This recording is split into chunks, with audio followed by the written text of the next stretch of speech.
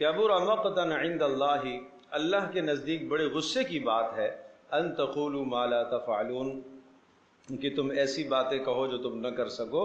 اور میں نے عرض کیا کہ وہاں بات یہ چل رہی تھی کہ کوئی ایسا کام ہمیں پتہ چل جائے نا جس کام پر اللہ کی رضا ہو تو اس پر ہم اپنی جانوں کو کھپا دیں گے۔ تو کہا ٹھیک ہے، اچھی باتیں ہیں، لیکن دیکھو اتنے بڑے دعوے نہ کرو، کیا پتہ تم نہ کر سکو۔ اس پر پھر آگے فرمایا ان اللہ یحب الذین یقاتلون۔ ہاں آؤ آپ کو محبوب عمل بتاتے ہیں جو اللہ کے نزدیک پسندیدہ عمل ہے۔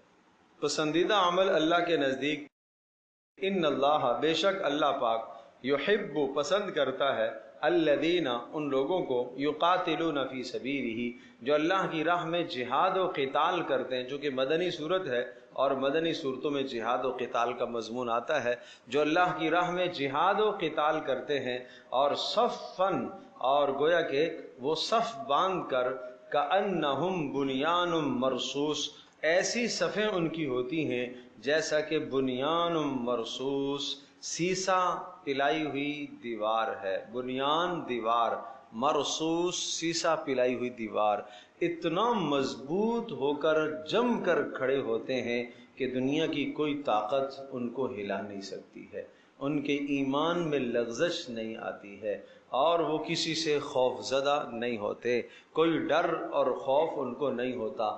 جیسے تیسے حالات آ جائیں وہ اپنے مشن کو، اپنی زندگی کے مقصد کو نہیں چھوڑتے۔ یہ ہے بلند ترین، اللہ کے نزدیک محبوب ترین عمل۔ اس عمل کو کرنے کی تلقین اور ترغیب دی گئی، اور ظاہر سی بات ہے کہ اس عمل کے ذریعے سے اسلام کی بقا ہے، اور اس عمل کے ذریعے سے اسلام کی شان و شوکت ہے، اس لیے اس عمل کو اللہ کا محبوب ترین عمل بتلایا گیا۔